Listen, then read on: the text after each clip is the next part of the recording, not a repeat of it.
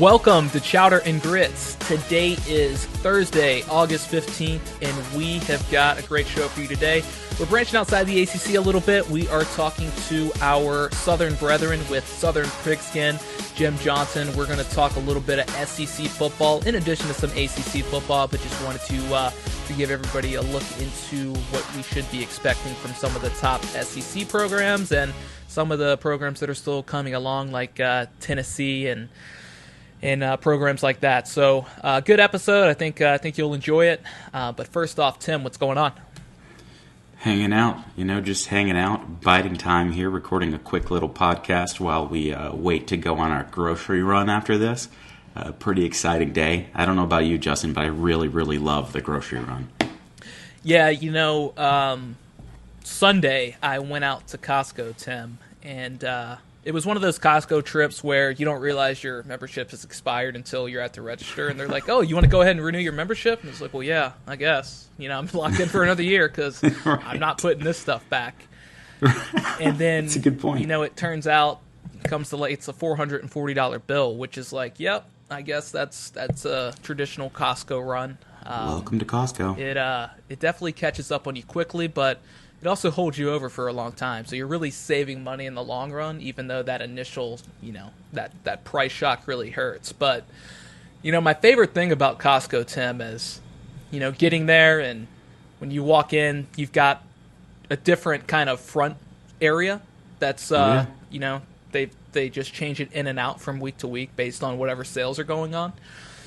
So here in Chicago, it's August like everywhere else. But I walk in and it's all winter clothing. And I was like, wow, this is kind of soon. It's still August, okay, but sure. They've got the jackets out and some long pants and some flannels and all that kind of stuff. Then you got your TV section, but I don't know about you.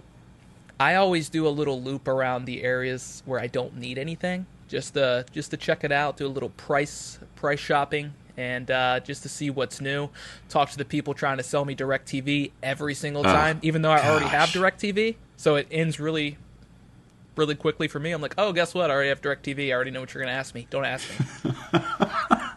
You're one of those guys. Yeah. You hit them with the, I've heard this before they even open their mouth. They're like, oh, sir, can I talk to you? I was like, what, about DirecTV? They're like, how'd you know? I was like, because I come here all the time. You stand in the exact same spot.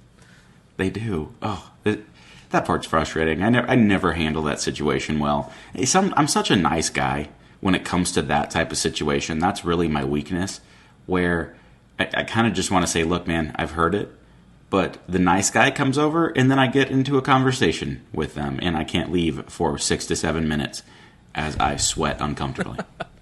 Yeah. It's always fun, but I definitely like to take a stroll before I need to actually get what I need. At Costco. Oh yeah, it's always fun because it's good to see what's out there. I learn of so many new things that have come out and in prices that have come down when I go do that. I love that part of Costco, but really I also just love walking around any grocery store. Costco is great. You can get your bulk protein bars, and here's the thing that Costco does really well is those variety packs. Oh yeah, you can get variety packs of anything. Drinks.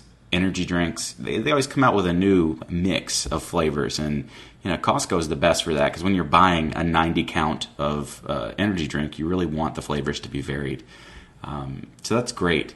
The only thing that's frustrating about Costco is you go in there, you drop like $400 to $500 a trip.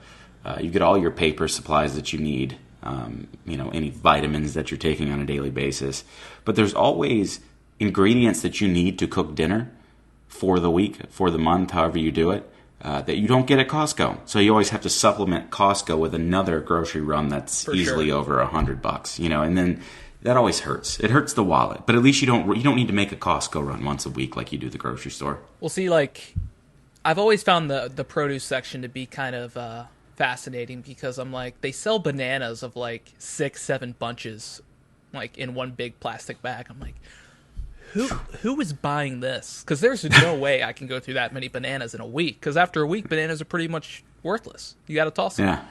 Yeah, you do. But I guess those are for massive families. I don't know. They are. The problem with bananas in my family is there's a very fine window in which I like a banana. If there's any green on a banana, I won't eat it. I mean, I'll treat that like poison. Interesting. If there's yellow with no speckles, I won't eat it. There has to be a proper ratio of speckle to yellow on the banana, and that window I feel like is 2 days. Yeah, so and that the problem with that, Tim, is you buy a bunch of bananas, and that window is very short-lived because Right. there's always a little bit of green, and then the second they're perfectly yellow, it's like the next day they got the spots on them. Sure.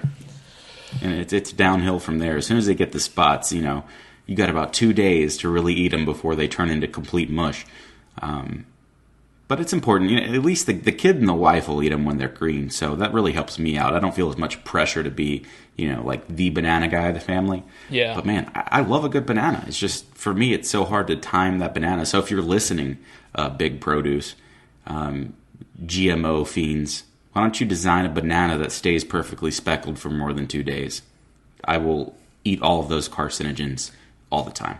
You just name the price. I don't know if they're carcinogens, but... Well, they're GMOs, and people don't like GMOs for whatever reason. I mean, there were probably GMOs in our food when we were, being raised up in the 80s, right? Nobody gave a damn. So... Nobody cared.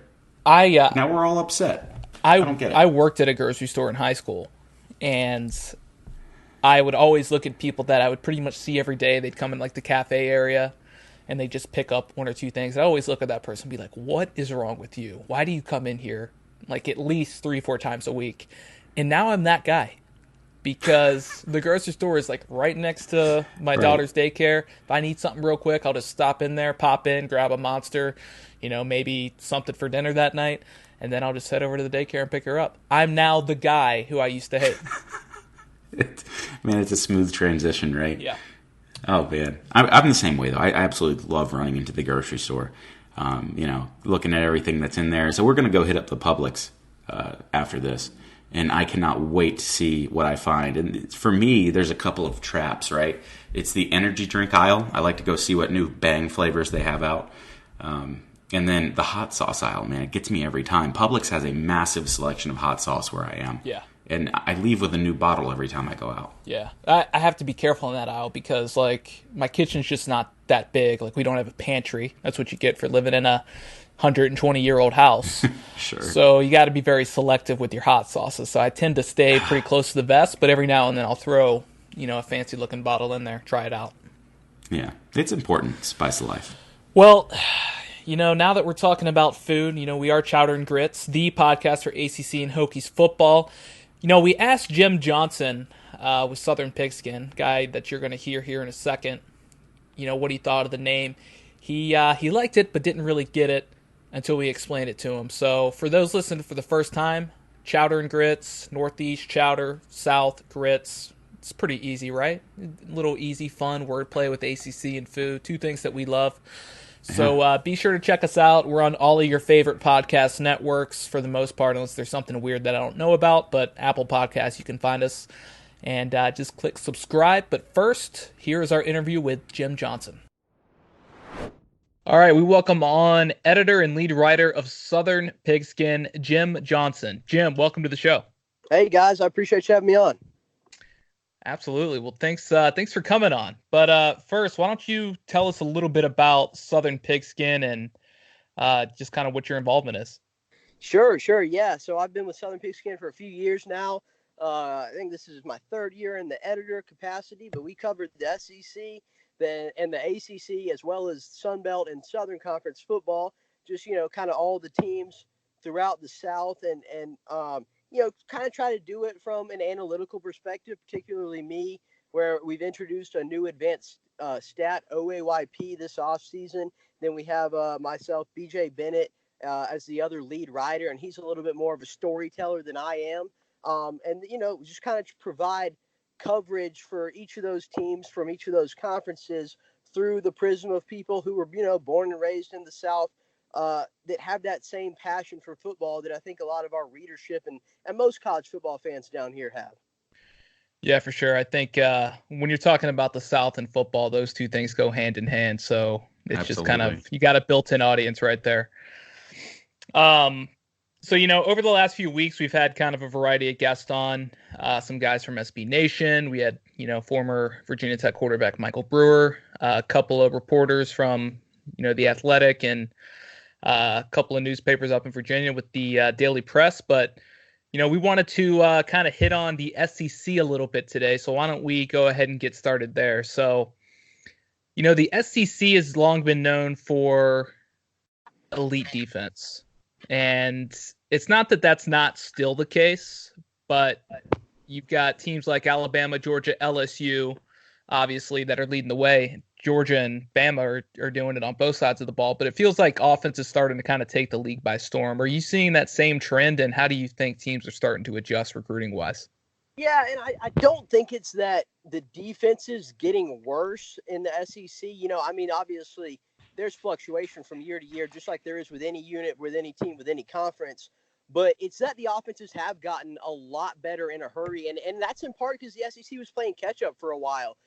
Alabama in particular, as good as they've been, were kind of late adopters to some of the more modern spread concepts that we've seen been put into use pretty much across the country for over a decade now. And really only last year did they tap into that, and we saw what that could be, right? When you have all that talent and now you're taking full advantage of it and having a more balanced offense, and not just balance in the sense of run pass distribution, but in touch distribution, where you have 4 different receivers that are all going to have 40 plus carries, 3 different running backs, they're all going to have 120 something carries.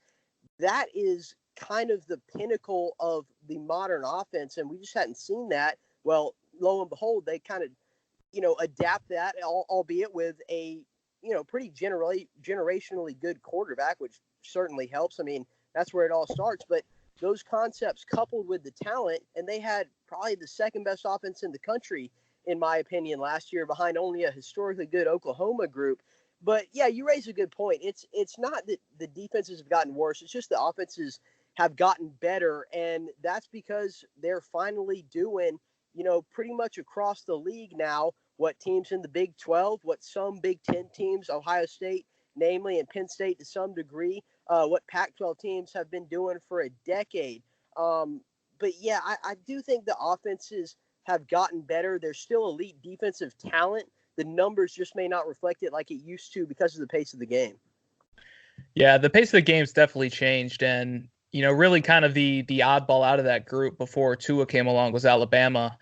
But now we see, Alabama having adapted to the play of their quarterback, and then you've got the interesting team I see in the league right now is Tennessee, because you got a head coach there in Jeremy Pruitt that's trying to go back to that kind of slow down pace on offense, control the tempo, control the clock. But, Tennessee right now is a program that has a lot of question marks. And, they've got a decent amount of guys returning, but in their last 17 SEC games, they're only 2-15. It's just, for whatever reason, it seems like they can't put it together. Is this the year that they maybe try to take a little bit of a step forward? And if not, why not? I'm really not as high on Tennessee as some folks are, and I've seen them picked, as high as 3rd or 4th in the East by different folks over this offseason. I don't know that I see that quite yet. I mean, maybe they could fit. They're fine. There's a decent talent base there, and look, I don't really care about the offensive scheme, right? I mean, I think it's a good thing when teams can go up tempo and can go spread, and that's fine. But what's more important to me is just fitting what you do schematically to the players you have, because it's the players that win games. I mean, look at Georgia the last couple of years. They're not doing anything different than they've ever done. They're not going spread. They're not going air raid. They run the ball about as much as any team in the country, save a handful of option teams like Navy, Georgia Southern. Whatever you do, just do it well. That's more important than what the scheme itself is just execution. So I don't mind them doing that. They obviously brought in from Georgia the offensive coordinator, Jim Chaney, and there's some pieces in place, but I really worry about a lack of depth overall. I mean, this program is not far removed from being one of the worst Power 5 teams in the country, pretty clearly the worst SEC team, I guess right there with Arkansas. But I think it's a lot to ask, and I get the high expectations for Tennessee fans, but this is more of a turnaround than I think people are fully appreciating. Jarrett Guarantano at quarterback, he's a perfectly below average SEC quarterback. He can be serviceable. He's had some bright spots, but he's not great. The running backs are fine, but again, nobody's going to blow you away there, especially in the SEC, where the class, by and large, throughout the conference is pretty loaded. The Sure. offensive line, they've recruited well up front, but is Trey Smith right? If he is, he's one of the best in the league, maybe one of the best in the country. But is he right? I don't think we've seen that with any clarity yet. Not a ton of playmakers on the outside. Marquez Callaway is fine. I think he's really better on special teams. I've never been blown away by him as a pure receiver. And then defensively, it's a matter of getting players into me still. And maybe there's guys that we just don't know about yet, right? That's kind of the recruiting game. When you get good players in, they can become stars, and we may not just know it yet. Maybe that talent's there, but I haven't seen it yet, so I'm not just going to assume that it is. Darrell Taylor's really good. Nigel Warrior was really good 2 years ago. I think he took a step back last year. But outside of those guys and maybe a handful of kind of serviceable options, there's just no names that roll off the top of the tongue as like, okay, this is an all SEC caliber player. And in a league that is pretty talented, clearly, just look at the NFL draft. If you don't have those guys, then it kind of doesn't matter who the coaches are or what you're doing or what you're scheming up. You're just not going to be able to compete on a week-to-week basis. We saw them pull some upsets last year, and that's fine. Tennessee is good enough to win on any given Saturday. They're just not good enough yet, in my eyes, to win on every given Saturday. Yeah, I mean, they're a team, it seems like they're stuck in no man's land because it's not like they're, Barrett looking for talent, but they've got guys that can play. They just don't have guys that can really compete at the highest level in the SEC right now. And, I'm glad you kind of level set it because I don't really see it for Tennessee either this year. I mean, I know Tennessee fans get excited, but I don't think this is the year that we're going to see major steps forward for them. Another team that's got a very excitable fan base, and one that I have a little bit of experience around, is Texas A&M. So A&M, you got Jimbo Fisher entering his second year. There's definitely a ton of talent on that team, but there's some positional groups that are, pretty large liabilities. But first, let's talk about quarterback. So we've got Kellen Mond, who is now entering his junior season. I've really never been on the Kellen Mond is a great quarterback bandwagon. He's stepped up in big moments. He's definitely a gamer, but from the quarterback playing consistently and giving you a chance to win week in and week out, I'm just not there with him. What about you? Yeah, Kellen Mond is kind of an enigma to me because, first off, I was blown away, stunned when he won the starting job over Nick Starkel last year. I thought Starkel had been way better than him in the limited sample sizes that we had seen of both of them when they were freshmen. But I think Jimbo Fisher did know better than me. Eye test for me, I actually really like Mond. I think he does a good job of improvising. He makes plays outside of the pocket about as well as anybody in the country, save a couple of the truly elite quarterbacks. And there's certainly plenty of work to be done with some of his mechanics. But like you mentioned, he is a gamer, and I think he's pretty good. But then on the flip side, you look at the numbers, and some of them were kind of buoyed by that 7 overtime game against LSU. Right. My personal formula really doesn't actually like him that much, which is something that I've kind of had to grapple with. I think he's good. I also think he's a beneficiary of Jimbo Fisher, as well as his supporting cast. He had the most productive tight end, arguably, in the country last year. He's going to return every single guy that caught a pass outside of that tight end, Jay Sternberger, and they're also bringing in the number one tight end in the class of 2019. So the weapons are going to be there. I'm not sure that it actually matters how great he is because he's going to continue to benefit from those players around him. I think he's good. He can extend plays with his legs. He does a pretty good job, and we know Jimbo Fisher's history with quarterbacks. I'm a fan of Kellen Mond. I would like to see him improve some statistically. I would like for the numbers to match the eye test, but I am willing to give him the benefit of the doubt. Yeah, and I mean, offensively, I don't think they have too many question marks. Like you said, they've got an experienced group of receivers. Everybody seems super high on the running back, Joshua Corbin. I think it's really defensively where the questions come in for Texas A&M. And, they had the nation's third-ranked rushing defense last season, but then somewhere in the 125 range in passing efficiency. And it seems like there's a good chance that replicates again this season. Plus, they have probably the most difficult schedule in college football with Alabama, Georgia, and LSU scattered throughout the season. So, what's a realistic expectation for Aggie fans this year? And, Do you think that they're able to knock off one of those teams? And, if so, how many?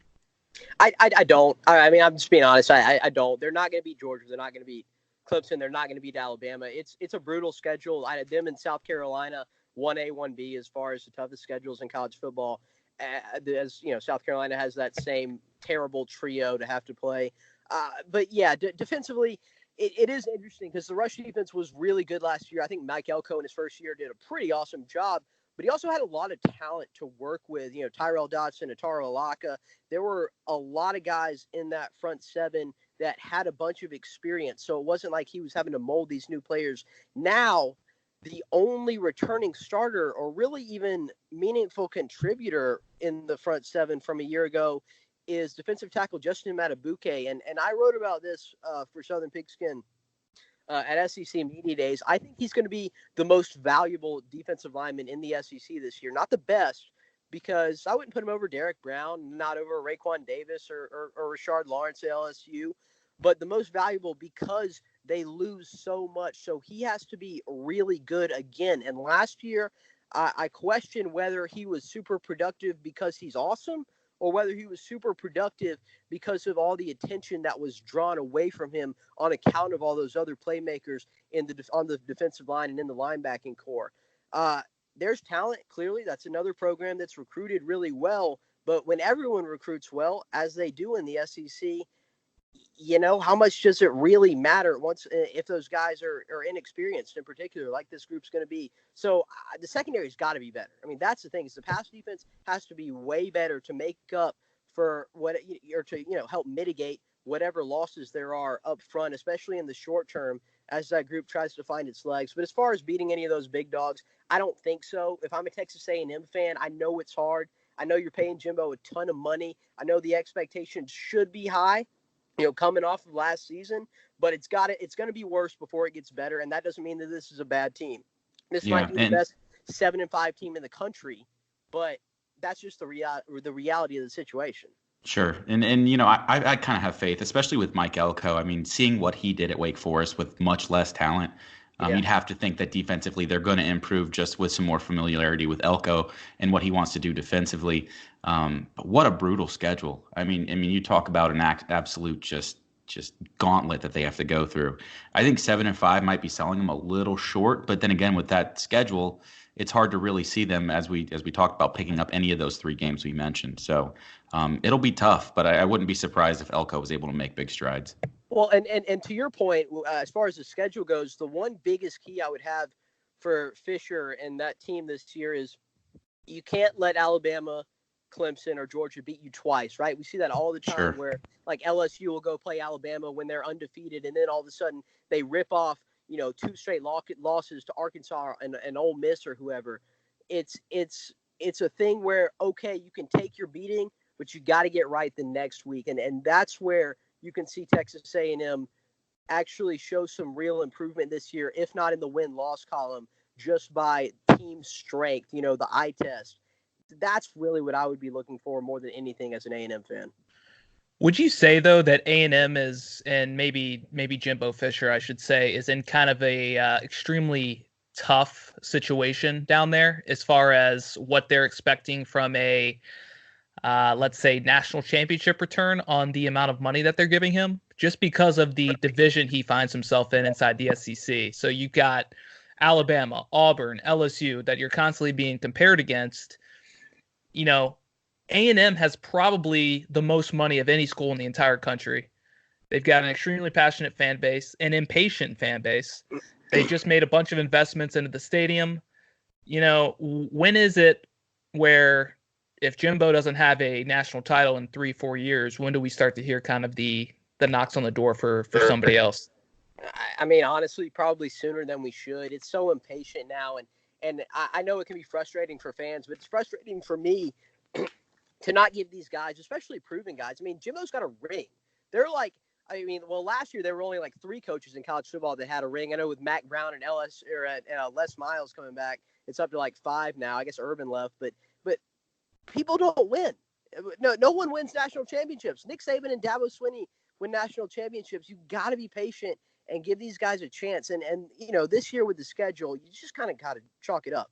It is what it is. You want to see steady, linear improvement on a year-to-year basis. But I do think actually Texas A&M has an opportunity to build a team that can at least compete with Alabama because of the infrastructure that you mentioned. That, like you said, they have about as many resources as anyone else in the country. That oil money talks, baby.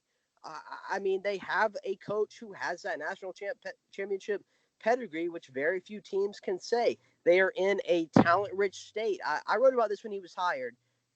I'm not saying it's going to happen, but why can't Texas A&M be Clemson? They have kind of a similar historical trajectory. Obviously, that's a pretty high bar, clearly, but they have the resources. They have more money than Clemson. Now, they also have more in-state competition, but that kind of probably evens itself out to some degree. If you're willing to give Jimbo a chance, I think he'll at least be competitive. I'm not guaranteeing national championships, but that's a team that can be a perennial playoff contender because of all that money, because of that fan support, because of everything that they have at their disposal, as well as that fertile recruiting ground. Yeah, I mean, they certainly got more in-state competition, but they've got way more talent to choose from in the state of Texas. So I think that definitely helps them. But it's just an interesting situation down there, and a team that hasn't really lived up to expectations, especially since the Manziel era. So it'll just be interesting to see how that kind of unfolds under Jimbo, because I don't think he's a guy who is going to wear well if he's not winning. Winning at a high level, I should say, because I think they are going to win games under him. So jumping over to Georgia, this is a team where they've been on the brink for 2 years in a row. And I mean, by the brink, I mean by the brink, had a national championship like within their grasp and just completely blew it down the stretch. They've seemed to really kind of struggle towards the end of their regular season and be kind of flirting with that SEC East and or SEC championship appearance. But it is the SEC, so it's any team can win on any given Saturday. I think the Notre Dame game they have in the front half of the season is a huge non-conference matchup for them, not just because of number, but just for an insurance policy in case they do lose one or two times in the regular season and don't end up in the SEC championship. But this is another school that's got a very tough stretch towards the latter part of the schedule. Like 4 of the last 5 weeks, they've got Florida, Auburn, Missouri, and Texas A&M. And I think they're on the road at both Florida and Auburn. So, what do you see for them? And do you think, a hiccup is possible, or do you think that they have a good shot to go undefeated? I'll be honest. I think they go undefeated. I could see 11-1, no worse than that. And to me, I'll be honest with you, the game that would scare me most if I'm a Georgia fan is at Auburn, because you look at the last 2 years where Georgia has been one of the 3 best teams in the country each of those years, for my money, right up there with Alabama and Clemson, probably a tier below them, but at the top of that second tier. The only 2 games that they've lost are their road games in hostile environments. You look back at that Notre Dame game 2 years ago, that wasn't a hostile environment. That was a road game in what should have been a hostile environment. It was 50% Georgia fans there. That's not hostile. It's basically a neutral site game. Notre Dame's a quiet crowd anyways. Yeah, so no kidding. Yeah, so the only 2 games you look at where they went on the, I mean, going to Kentucky, that's not going to be hostile. Going to Vanderbilt, whatever. It's when they went to Auburn in 2017, they got cooked out of the gate. I mean, Auburn bullied them for 4 quarters. They have ultimately avenged that loss in the SEC championship in Atlanta, and then obviously went on to the national championship where they lost to Alabama. And then last year was in Death Valley, one of the hardest places to play in the country, when they were taking on LSU. And again, they were competitive through the first couple of quarters, stopped running the ball, for whatever that's worth, and then got beat pretty bad in the second half.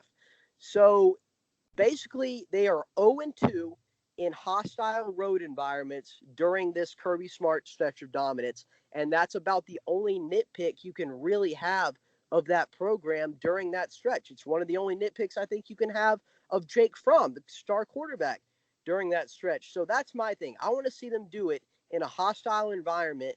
And the only real one you're going to see them play in this year, because Notre Dame's at home, Texas A&M's at home, Florida's a neutral site, is Auburn. Yeah. And, how do we assess Auburn? Because Auburn is a team that they didn't have the year that everybody thought they were going to have. They had just given Malzahn the 7-year, $49 million extension. Now all of a sudden he's on the hot seat. They go 3-5 in conference. Like, to be honest, I don't see them doing much better than that this year in conference. Maybe 4-4. They've got A&M, they've got Florida, they got LSU, they got Georgia, they got Bama. I mean, those are tough games to win.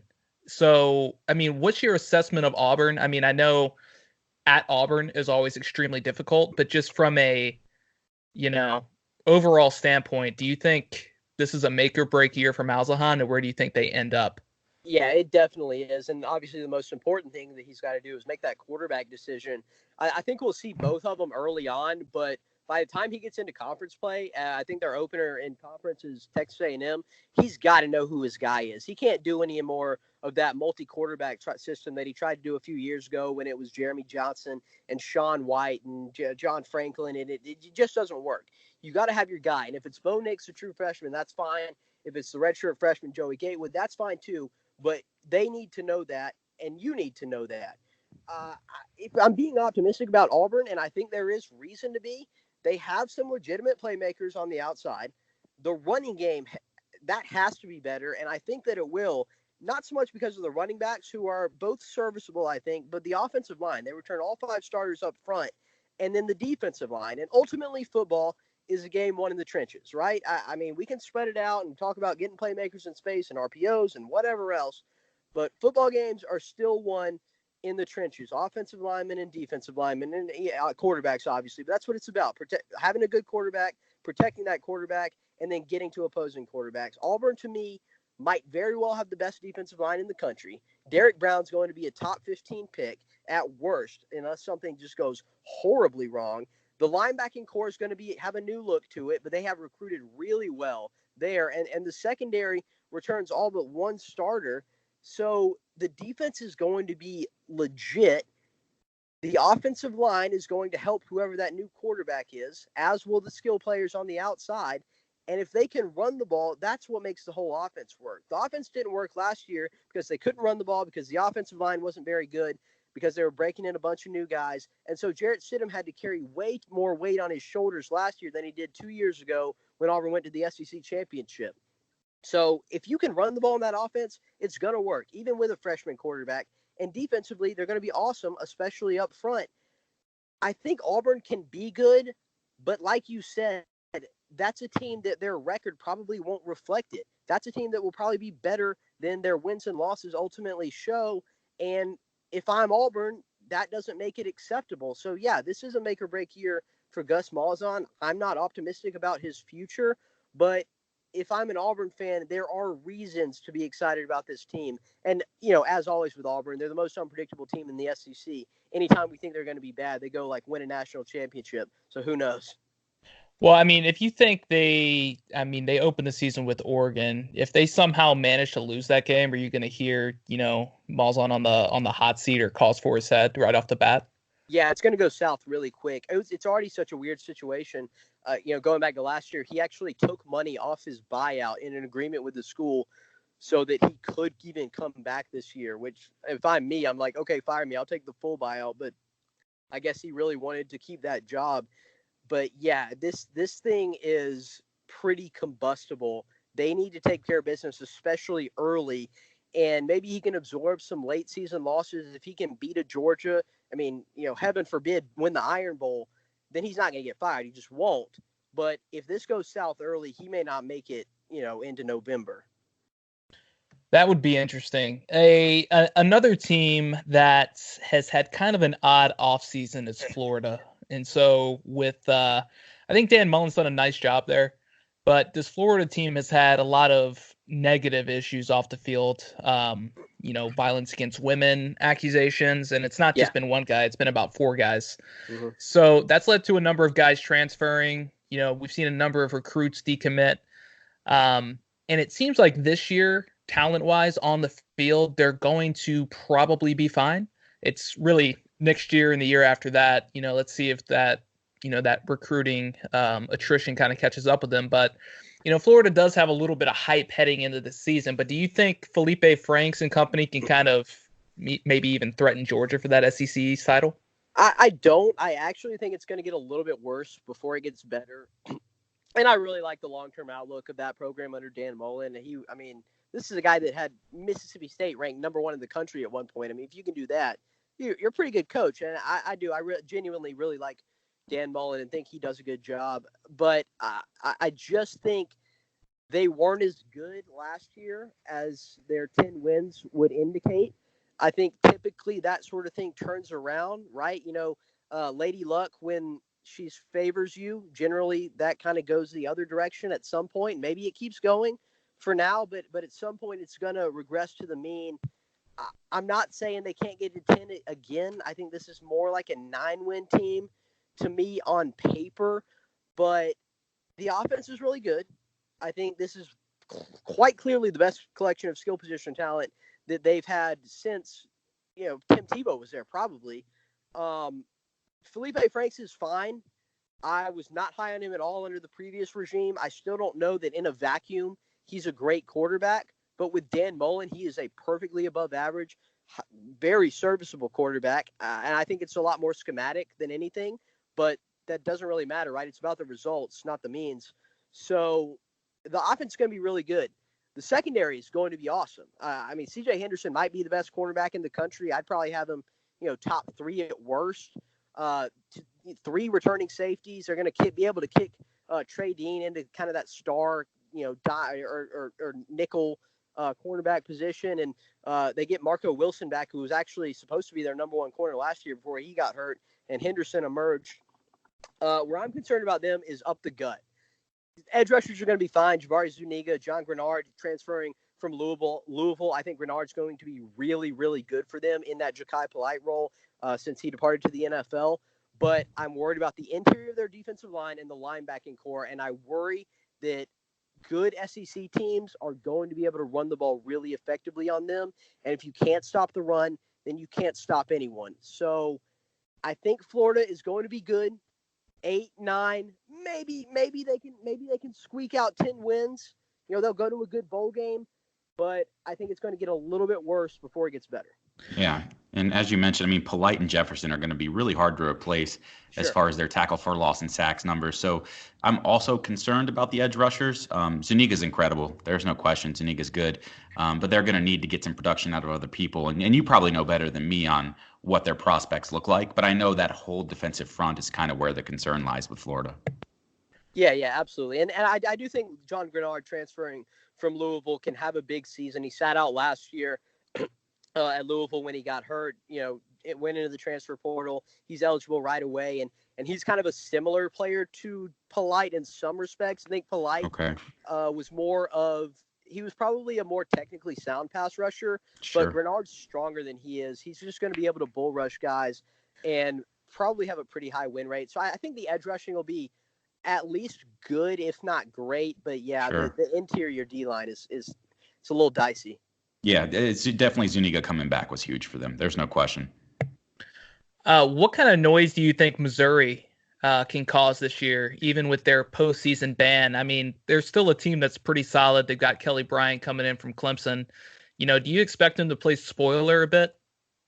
I think they could. And, I wouldn't be stunned if they finish second in the East ahead of Florida. The only thing that worries me about them is how Kelly Bryant and Derek Dooley will mesh, because outside of that, the defense is what it is. It's not going to be elite, but they have an all-SEC caliber player at pretty much every level of the defense, from Jordan Elliott to Cale Garrett to DeMarcus Acey.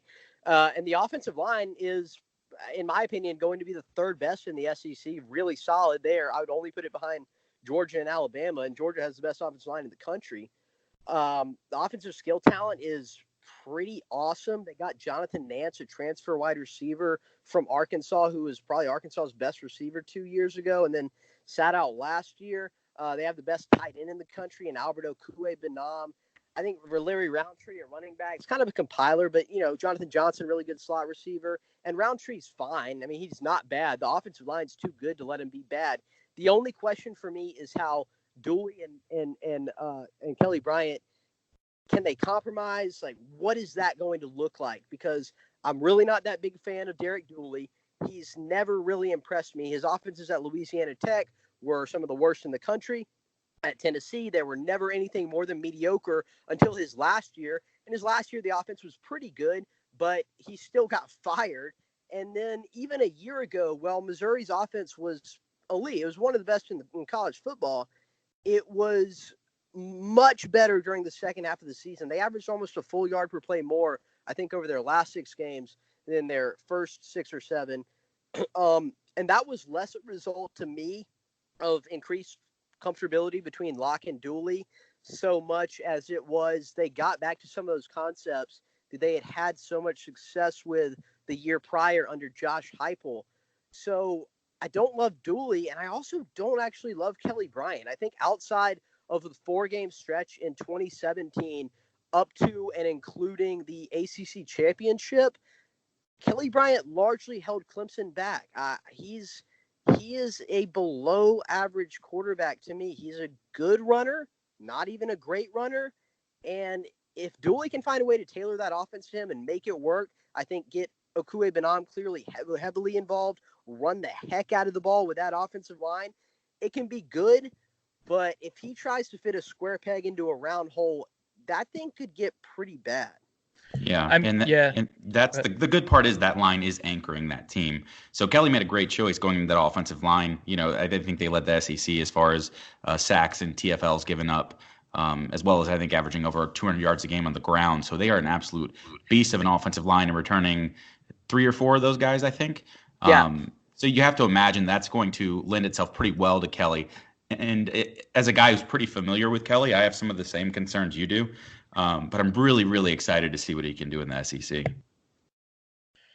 Yeah, Kelly's a guy who, kind of like you said, like he had as much talent as you could possibly have around you at Clemson and didn't really kind of shine as bright as everybody thought he would, which is why, I was surprised Trevor Lawrence didn't start the season as the starter last year. But let's jump over to the ACC a little bit. So outside of Clemson, what's your assessment or really just kind of expectations from everybody else in the Atlantic Division? So you've got Syracuse there, Florida State, Wake, NC State. Syracuse obviously coming off the 10-win season. Florida State is still recovering from the empty cupboard Jimbo left. But what do you think of that division as a whole? Yeah, I mean, outside of Clemson, the ACC, it's not great. I don't think it's as bad as everyone's made it out to be, and I think most teams pretty much across the board are getting better outside of, Georgia Tech's going to take a step back, clearly. I think NC State will be worse. Other than that, pretty much everyone, I think, is on an upward trajectory or at least stagnating, which is not necessarily a bad thing. But Syracuse, I don't know. It's weird. Last year, I don't think they were as good as 10 wins. But I also don't think that they can't do it again because of the schedule. Like, I don't think they were a 10-win team last year quality-wise. This year, I don't think they'll be a 10-win team quality-wise. And yet, I also think that they will probably win 10 games again. And if nothing else, Syracuse, I think, is one of the most well-coached teams in college football. No doubt. Excuse me. I love Dino Babers. And last year, I kind of highlighted some of this in an article I did. They do such a good job of doing the little things and controlling things that they can control. Like special teams is the best in college football. Andre Smith, Sterling Hoffrichter, the return game, kick coverage, everything is perfect. And obviously having a good kicker and punter is not really something that you just can teach. But a lot of special teams is effort. It's about putting in the work between Monday and Friday so that you can be that good on Saturday. And some teams just ignore that. Dino Babers and his staff do not. They also do a good job of staying on schedule. They don't get behind the sticks. They avoid those uncomfortable third down obvious passing down scenarios, and pretty much just take care of everything that they can do. They're aggressive when they're supposed to be aggressive. They play a little more bend don't break when they're supposed to. They just don't make mistakes schematically, and they may not have the players that everyone else has or that certain teams have in the ACC. Look at Miami. Look at Florida State. But when you put those players in a position to succeed and the opposing teams do not, you see the results like you did a year ago. Miami wasn't as good as Syracuse last year. They had better players, but they weren't as good. Florida State had better players than Syracuse. They weren't as good of a team. And that's where I think they can find some success. So maybe they're second in the Atlantic again. I do think Florida State's going to be better. I mean, the offensive line was a nightmare. It can't be much worse, but I would put those two kind of pretty even because I don't think Syracuse is as good as they looked. I think Florida State will be better, but Syracuse's schedule is also just so manageable. Yeah, I think too, NC State fans should be excited because I think the program that Doran has built there is definitely sustainable, and they're just having to go through a lot of replacements, kind of changing up what they do on offense this year. I think that's a team that might be able to kind of catch a few teams off guard and maybe finish a little bit higher in the rank than we anticipate. But what's your take on Florida State, specifically Willie Taggart? Because my take is maybe he's just not a great head coach. And I know that, we can say that, Jimbo Fisher left a bare cupboard, but he was still getting a top 5, top 6, top 7 recruiting class every single year at Florida State. The cupboard won't that bare. Certain positional groups were. Yeah. That's for sure. That offensive line sure was bare. If you go back and look at Willie Taggart's track record at South Florida and like the 1 year he had at Oregon, it's really just not that impressive. So me personally, I'm not sold on him as a head coach. What do you think? Yeah, I'll definitely hear that. And he had one truly amazing offense at South Florida his last year there before he got the Oregon gig. But other than that, it's a little spotty. His past a little bit checkered as far as having success. Like you hinted at, and again, like you guys both said, an empty cupboard at Florida State is a heck of a lot different than an empty cupboard just about anywhere else in the country. Yeah, look what Scott Satterfield's dealing with. Yeah. That's an empty exactly. That's a bare cupboard. Yeah. I don't even think they have the cupboard. No, that's right. But yeah, no, I don't know. I want to cut him some slack. Excuse me, because that offensive line was so bad, and like we were talking about earlier, in the Gulf Coast offense or the triple option or anything you want to do, it does still start up front, and they were just decimated. Bare cupboard. Then guys that were supposed to start, the few guys that they even had, some of them got hurt. It was like unfathomably bad. And Florida State had probably legitimately the worst offensive line, certainly in the Power 5, maybe in the entire FBS. I mean that very seriously. Oh, no, you're not kidding. Terrible. Yeah, it was awful. It was appalling. And it will not be that bad again. It won't be. Even only incremental improvement would go such a long way because they do have good players. I think Tamorion Terry is an elite receiver. I think Cam Akers can be an elite running back if anybody will block for him. James Blackman was really good a couple of years ago, albeit on a limited sample size, but still, from what we've seen of him, he can be really good. And the defense is going to be better than it was, I think. I mean, they lost, Brian Burns, but other than that, still have Marvin Wilson, Corey Durden up there anchoring that defensive line, Dontavius Jackson, pretty much everyone. It was a really young secondary last year. Pretty much everyone's back. So I don't see a way that Florida State's any worse.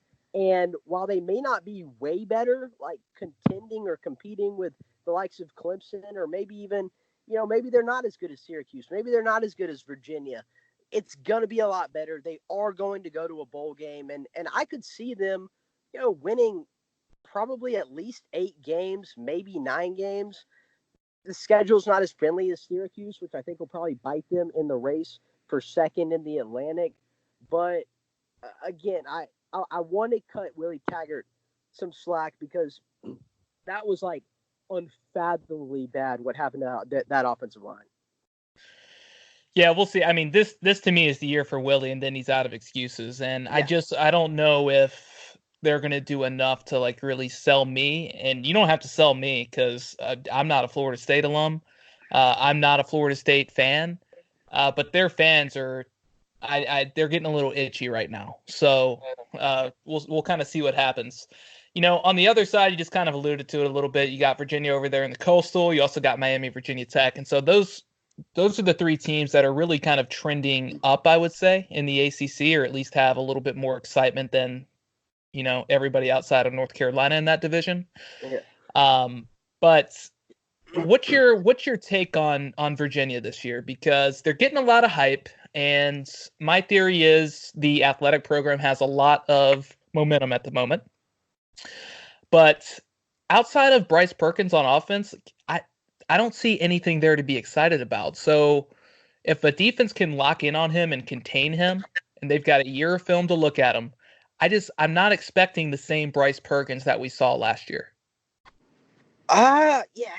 See, I'm kind of in on Virginia, and I agree with you. It would be if it's so weird. If Miami literally just had a serviceable quarterback, it would be their division, and I don't know that it would be all that close. But quarterback's still the most important position on the field. I do think Bryce Perkins is probably the second best quarterback in the league, behind only Trevor Lawrence, obviously. And then, their offensive line, they have some pretty significant personnel attrition up there, but it was a good group last year. And I don't know that it'll be way worse. The skill position losses are a little bit worrisome. Losing Olamide Zaccheaus is not ideal. I do think Joe Reed could be a bit of a breakout star. We've seen him be super productive on special teams for a couple of years now, and he's gotten enough reps in the offense to have shown some flashes and some potential. But it's clearly going to be Perkins' show, and that's fine because no one in that division really has that much. I think they will have to win games ultimately with their defense, but they can. They have the best cornerback. We talked about C.J. Henderson earlier. My actual pick as the best cornerback in the country is Bryce Hall. I don't even really want to hear arguments to the contrary right now. I mean, he would have been taken he would have been the first corner taken had he decided to leave. Yeah, it's surprising he chose not to do that. Yeah. I mean, it really is, and they lose Juan Thornhill, but Joey Blunt's still back there. I like Darius Bratton, who's going to play opposite Hall. They have enough talent from Eli Hanback, Jordan Mack in the front seven to be competitive, and because the Coastal, I'm with you. Virginia's not a top 25 team. I don't think, not on paper. They talent wise, teams, true team strength, but sort of by default, because Miami doesn't have a serviceable quarterback, I mean, everything that I've been hearing out of the Coral Gables this entire offseason, from spring camp to now, even recently, is Tate Martell doesn't know what he's doing. N'Kosi Perry can't hit the broadside of a barn. They don't know what they have no options. So yeah, it's a little surprising to hear that too, with Danny Enos kind of taking over the offense there. And I kind of just assumed that Mr. Tathan Martell would be the guy that would take over, just because N'Kosi Perry looked like just awful. A deer in headlights last year, and I was not high on him at all. I don't foresee myself ever being high on him as a quarterback, maybe at wide receiver, but and the worst thing, Perry was better than Rozier. No doubt. No doubt. The thing with Perry is he could play a good game, but then he could go and throw for like 30 yards against Pitt the next week. So it was like, I don't know what was going on from N'Kosi Perry's standpoint, or really from that entire offense. The other thing I'm worried about with Miami is I think they lost more on defense than people want to give credit for. They lost basically 75% of their secondary. They lost big playmakers on that defensive line. Like, yeah, I know that they got talented guys coming in behind them. I know Manny Diaz is the leader of that defense, but still, at the end of the day, like, we don't know if those guys can play consistently at a high level yet. And I think that's being understated a little bit. Yeah, no, I could see that. I do like their linebacking core. Shaq Quarterman and Michael Pinckney are two of the best in the league. Oh yeah, they're incredible. The secondary is a little concerning, but the pedigree is just so strong. And they do have at least one bona fide superstar in Trajan Bandy. I think that guy is lights out. He's been that way since he was a freshman and was playing slot corner for him. And then he, kicked out to the boundary, was just as good, if not better, a year ago. I really like Bandy. There are some concerns, safety in particular, probably. But I still think because of the talent at edge rusher with Jonathan Garvin and in the linebacking core, that it's going to be an upper echelon defense nationally. Yeah, and I mean, it could be. And maybe part of that, too, is they're in the ACC and there's not that many high-powered offenses. But, one offense that I think will catch people off guard this year is Virginia Tech. I personally think it's probably the best offense in the Coastal Division. They don't have the best offensive player. I would probably give that nod to Bryce Perkins at the moment. But, I think Ryan Willis is a guy who, came in last year in the Old Dominion game after Josh Jackson goes down with the broken leg. And first year in the program, transferring over from Kansas. He's going to be the guy. I'd be shocked if he's not the starter this season. But the one question mark for me with Virginia Tech is who is going to be the bell cow from the running back standpoint, because they haven't had it under Justin Fuente, and it's been a rotational type of system. If I see more than 2 jet sweeps per game, I'm not sure how that's going to sit with me. Well, get ready, buddy. The Virginia Tech offense should be pretty good this year. It's that defense that if Bud Foster in his last season can really try and find a way to turn that around, I think they will be much improved over last season. I think if you look at last season in a vacuum, there was a ton of circumstances around everything to do with that side of the ball, just with suspensions or, guys getting kicked off the team or injuries. So I don't know if it's going to be a top 25 defense. I think it's probably in that 35 to 50 range, but even that would be such a huge improvement. I think Virginia Tech's got a good shot to catch a few people off guard this year. Yeah, I could see that. I mean, that defense last year, that might have been the worst defense Bud Foster's ever coached, and that just won't happen again. Oh, it had to be. Yeah. Had to. Yeah, I mean, that guy, he is so unfathomably consistent outside of what we saw a year ago. It literally, like, it would break the laws of nature if it was that bad again. And there were extenuating circumstances, clearly. I mean, the whole entire offseason, it was just the offseason from hell, and then that carried over into the season. But yeah, and then you had the what was it, the Trevon Hill thing? It's all very bad. I'm with you. It'll be better. I'm pretty high on some of those guys. I was really high on them last year, and I'm kind of just chalking it up as whatever. I'm throwing it away, and I'm gonna carry over my excitement from preseason 2018 into 2019. Like Rayshard Ashby's really stood out to me. I think he was one of the few bright spots last year. Yeah, Rayshard's a monster. He is. Yeah. I really like Divine Diablo, and it's not just his name. I've always liked his athletic upside. I think there are guys, especially being so new to the position a couple of years ago when he moved to safety. Like, I love those guys when you switch positions, you don't really have any bad habits yet, and you're a freak athlete. Like, it's going to take time, but when it clicks, it really clicks. Right. And he's a guy that I think it could finally click for. The cornerbacks with Farley and Watts, there's clearly good players. Like, there's no denying that. I think losing Ricky Walker up front, that really hurts. That's probably my biggest question about the defense. But sure. I'm with you on the offense. Outside of the running back question mark, I mean, between Damon Hazelton and Trey Turner, is this like these are the best receivers? I think that duo rivals like Isaiah Ford, Cam Phillips, like those type players. Absolutely. It absolutely does. I 100% agree. Offensively, amazing. As you mentioned, the defense, the one good thing and the silver lining for Tech, obviously, is that so many people got to play last year that there's a lot of experience returning. With that, the experience is one of the worst defenses I've ever seen in the Bud Foster era.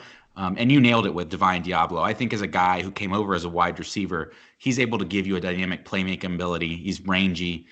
He could really be a turnover machine for the Hokies, and I think that's one thing that and the Hokies can really improve, and it's one area the Hokies are typically great at. So if we could get better at that and start getting the ball back into the offense's hands, I think we're going to see a good return from the Hokies in 2019. What's the assessment that you kind of hear or feel with the Virginia Tech program at the moment? It's interesting. This whole Bud Foster thing really caught me off guard when I saw that, scrolling through my Twitter timeline the other day. It feels kind of combustible to me, right? Like, there's just been so much bad, and I don't know where that stems from. I mean, is it Fuente's fault? I think he obviously has to take responsibility for it, but is it really his thing? Is this just like a run of bad luck? I really don't understand it, because it was such a well-oiled machine for so long, and now it feels like there's a little bit of a cloud over the program right now, and Bud Foster leaving, there's just change is hard sometimes, I guess, and it just everything about Virginia Tech right now feels a little bit off to me. It's odd because like in that first season, Fuente comes in, win 10 games, take Clemson great. to the brink in the ACC championship game, almost beat them. But since then, obviously not as much success. And last year, obviously the first losing season since '92. But, what's been odd to me is there seems to be this polarization effect between some Beamer era players, not all, because we'll see guys like Sam Rogers and Isaiah Ford and Cam Phillips like embracing Fuente and they're on the sideline. Even guys like Adonis Alexander kicked off the team for academics.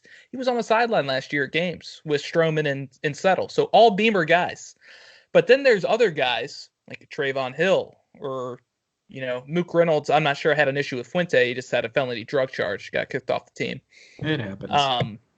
But even like Bucky Hodges on social media has been like very loud about the Fuente era. So it's this weird kind of polarization. I have no idea where it comes from because, like I said, it's not happening with every single Beamer recruit, but there are a handful that seem to have caused kind of quite a stir inside that locker room or maybe around the Virginia Tech football alumni base.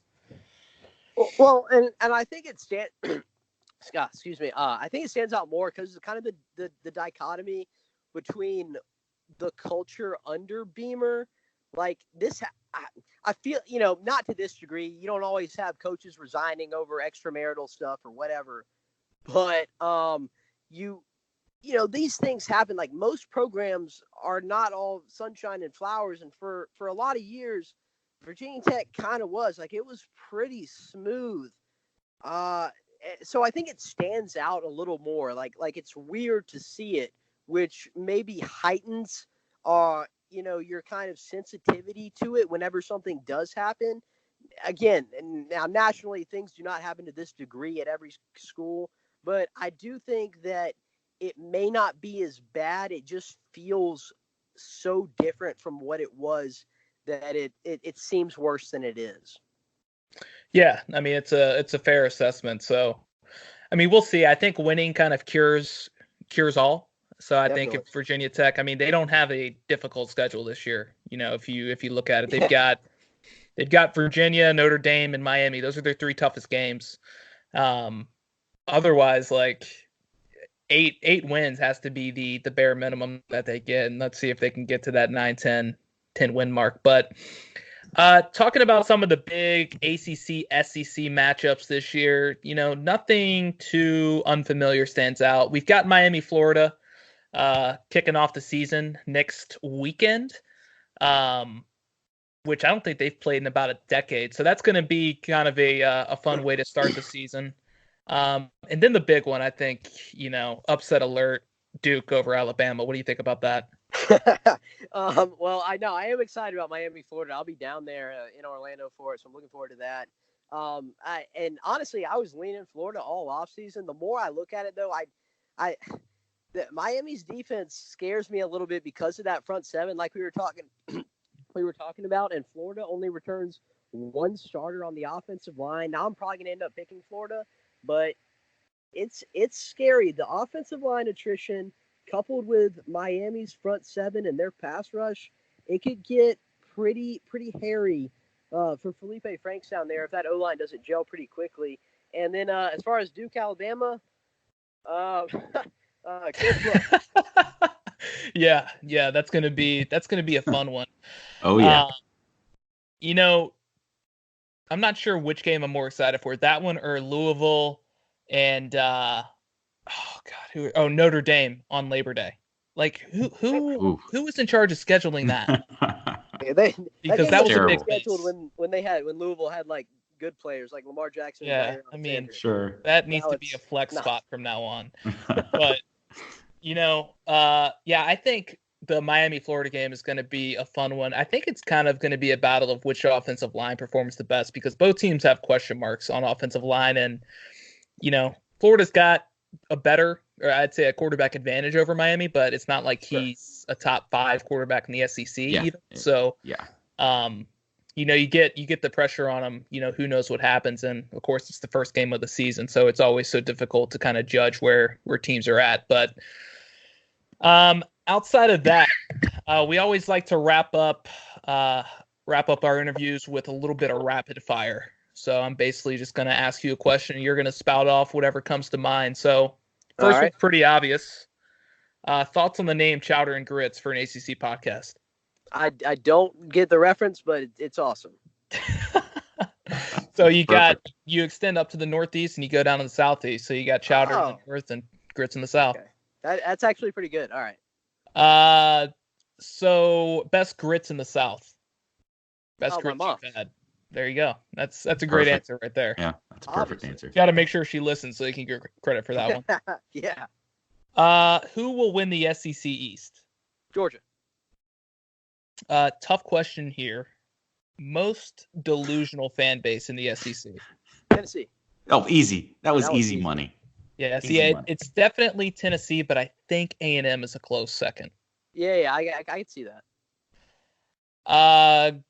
Gus Malzahn is the head coach of Auburn in 2020. Nope. Best venue in the SEC to watch a game. Bryant-Denny. I panicked a little bit. I'm gonna go Bryant-Denny. That one was tough for real. How about the ACC? Death Valley. Yeah, it's Clemson. Yeah, that's sick. It's understandable. Best in college football. Oh man. Jeez. This is bad rapid fire. I don't. Oh my god! I'm panicking now because I picked the wrong SEC team. So when I say my real answer, which is LSU, now it doesn't make any sense. Yeah. So let me go reverse my first SEC. It's LSU, and the best in college football is also LSU. I thought you were going to go with it's fine. Yeah, I thought you were going to go like UCLA or something. So, who is this year's Kentucky in the SEC? If it's going to be anyone, God, if they have to be like that off the radar, I guess Mississippi State. Their defense is still going to be really good, but I don't know. Probably no one, honestly. How about the ACC? Team most likely to surprise? I think Wake Forest. Yes, great pick. Yeah, we're on the same page I don't get why. I have no idea why they were picked second to last in the Atlantic. Can't figure it out. Team most likely to disappoint in each conference? In the SEC, disappoint relative to like real expectations or to their fans' expectations? Real both. Expectations, yeah. All right, relative to fan expectations, it's Tennessee again, like I said. Relative to legitimate expectations, I think LSU is a little bit overrated. Okay. Not a Big O guy, huh? Not a fan. I love him, to be honest. Like him as a coach. I love him. I love him as in a coach. Is such a football guy. He's just such a football guy, you know. Yeah. True or false? Todd Grantham will be the defensive coordinator of Virginia Tech next season. I'm gonna say false. Okay. All right. Just a little stab in the dark there. We will see Clemson, Alabama, number 5 before the national championship game this season. Oh, I'll say no. I think it's the national championship again. Yeah. Okay. So who do you got winning? Bama. I think they're going 15-0. They got to get back, right? Yeah. No, they don't have to. Even the balance. Yeah. It's all about balance, baby. Right. All right, Tim, you got any you want to cap off with? No, I don't think so. So, let's see. Are you in Georgia right now? I am. All right, perfect. What part of Georgia are you in? I am down in Savannah. Okay. What type of sauce are you putting on your barbecue down there? Oh man. Is it mustard sauce? For me personally, I don't know that that's the norm here, but that is my personal favorite. Yeah. Okay. I spent some time in Gainesville, Georgia, just north of Atlanta. Not too far from Athens, actually, and mustard sauce was big there too. I'd never heard of it. I moved from North Carolina, and mustard sauce is you guys should check that out. It's a good thing. It is. I'm a fan. Good. No, that's all I got. I ask about barbecue and food most times, so that's me. That's what I got. Nice. I like it. Awesome. Well, Jim, thanks again for joining the show. head over to Southern Pigskin, check it out. Jim, what's your Twitter handle? At Jim Johnson SP. At Jim Johnson SP. Awesome. Anything else you want to plug, or any last words heading into the football season? Oh, no, man. Yeah, just, follow us on Twitter at Jim Johnson SP, at Southern Pigskin, and check out my new OAYP formula. It's got some pretty cool player rankings. Team rankings will be coming out, all that good stuff. Yeah, guys, that's it. I appreciate you guys having me on. It was fun. Absolutely. Yeah, thanks a lot. Okay, thanks to Jim Johnson for coming on the show. Again, southernpigskin.com. Go check it out. Jim Johnson SP on Twitter if you want to follow him. Tim, I thought that was great insight into the SEC. Really, the only team we didn't hit on too much, and I think it was just by accident, really, was LSU. But otherwise, what did you think about what he had to say?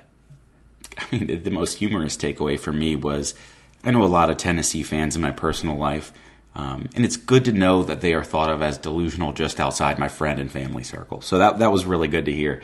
Other than that, it's just setting up to be another exciting year in the SEC. That was my main takeaway. And sadly, but expectedly, Alabama and Georgia, it seems like one of those two is going to come out on top. So not a lot of excitement. If you're into just looking at the front runners, I like looking at a lot of background noise. It's the same way in the ACC, so we're used to it.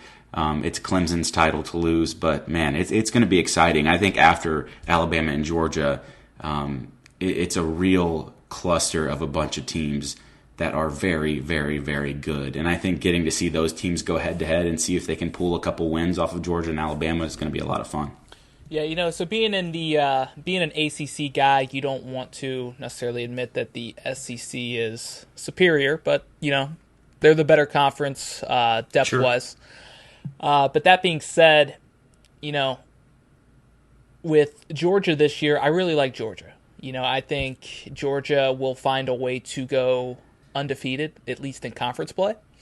I think they're better than Notre Dame, but you just never know. And Georgia, just over the last few years, has always had a hiccup, and they've had a hard time winning the games or closing out the games that they've pretty much locked up, like the national championship a couple years ago. So I do expect to see Georgia and Alabama in the SEC championship. I do think Clemson ends up in the college football playoff. I would love to see Clemson, Alabama 5, but I want to see it before the national championship. And I have a feeling, Tim, we're going to see Georgia end up in that national championship game going up against Clemson. I know it might sound crazy, but that's just kind of the gut feeling that I've got this year. I know Alabama is loaded. Don't get me wrong. I know how good they are. But, who knows? It's college football. You got to go play the game. So, absolutely. And you may be right, but I certainly think Alabama's going to take it over Georgia, but that's almost a dice roll at this point. It could go either way. I think Alabama's going to win out, and Georgia's just going to have the same year they've had for the past 2 years, where they just can't quite get over the hump. But I'm weird. I feel like I'm the opposite of most of the college football viewing public out there when the thought of Alabama, Clemson 5 in the national championship doesn't deter me. That sounds very exciting. I would not hate that in the least. Yeah, we kind of complained about the NBA with Golden State and, whatever team LeBron's on, but college football's kind of gotten there a little bit over the last few years. So no kidding. But yeah, I thought it was a great show. Thanks to Jim again for coming on. And so a few big matchups with the SEC and the ACC coming up. Miami and Florida open up the season on August 24th, so a week ahead of everybody else. So that'll be kind of a fun one to watch. But otherwise, just stay here for your ACC preview next week. We're breaking down the Atlantic and the Coastal. We'll give you our picks for the season and kind of what we think each team will do. So we're not going to go in-depth position by position for each program. We've already done that throughout the offseason, so you can go back and check out those episodes. So be sure to do that. Just kind of look through our library there. There's almost 40-something episodes, so a few to choose from. But Tim, anything else before we sign off? No, nothing big. Really looking forward to that ACC preview episode. I'm interested to see what you think, especially after listening to all these interviews and all the research that we've done leading up to this. I know that I'm really excited to get the whole thing kicked off. But Miami, Florida. I mentioned this not too long ago. in a podcast recently. But getting that, I think, a week earlier is going to be really exciting. And the game, I think, is going to be pretty good. Miami could get a pretty good win for the ACC there. And it's going to be a battle of underachieving quarterbacks, I think, with Martell and Felipe Franks. And two very, very good defense are going to make that, that'll be the reason. It won't be underachieving solely because of talent, but we're dealing with two extremely good defenses that we're going to get to see. So I'm excited for that. Yeah, and that's if Tathan Martell wins the starting job. So there seems to be quite a split among who people think it's going to be, either Martell or N'Kosi Perry. So I think actually playing a week sooner plays out of Miami's favor.